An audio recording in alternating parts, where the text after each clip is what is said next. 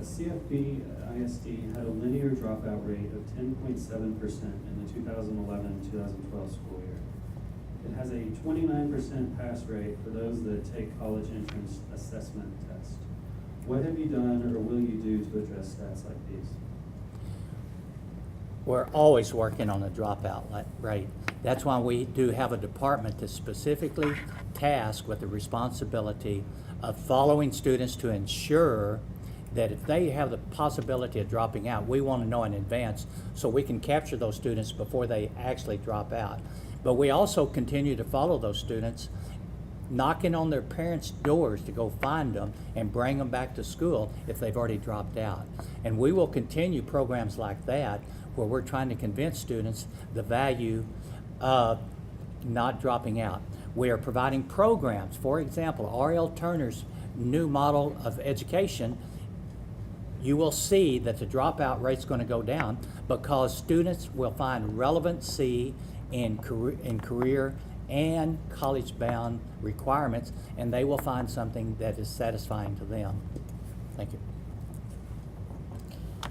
Okay, to address the dropout rates, I find as a teacher and as a parent, the number one way to find or to keep students engaged is by personal relationships. And I think, again, that starts at the classroom. And we need to make sure that our teachers have the time and ability and knowledge to create those one-on-one relationships, because that's the number one way you're going to get them, you're going to keep them engaged, keep them with an understanding as to why they need that education, what that means to them.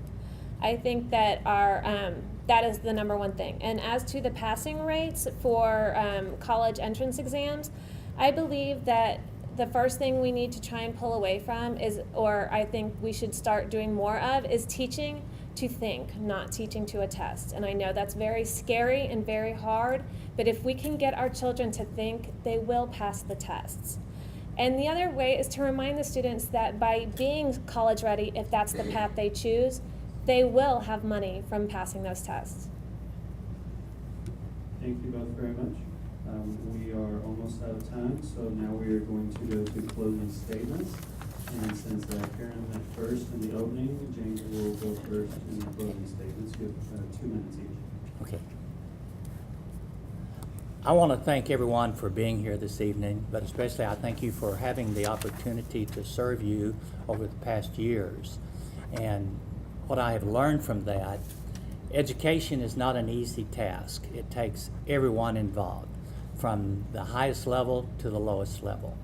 And because of that, it is a constant engagement of people striving to understand and appreciate how to adequately educate students.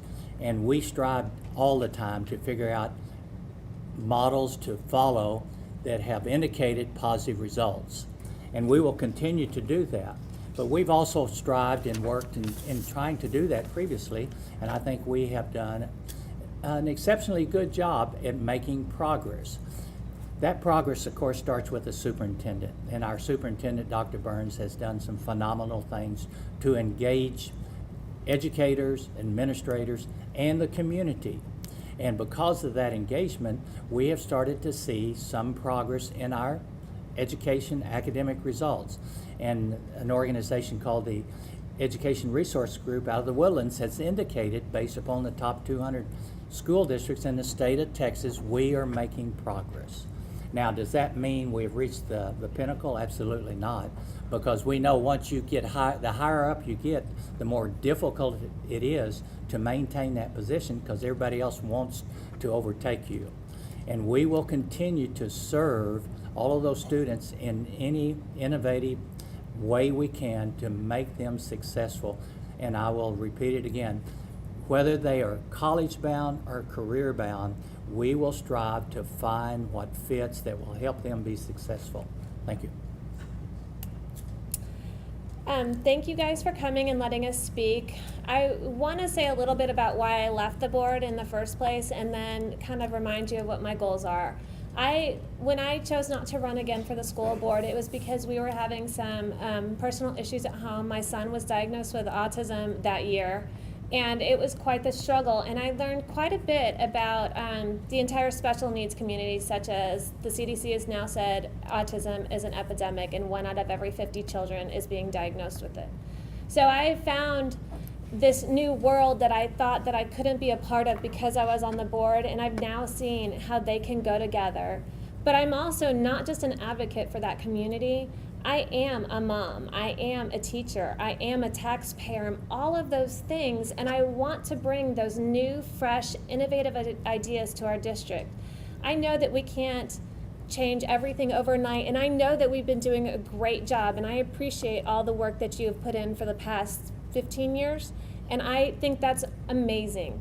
And I want to be the next generation to start that change and that growth and that innovative leader in learning. I think it's time that we use our new resources and let people come in and feel welcome to be part of this board.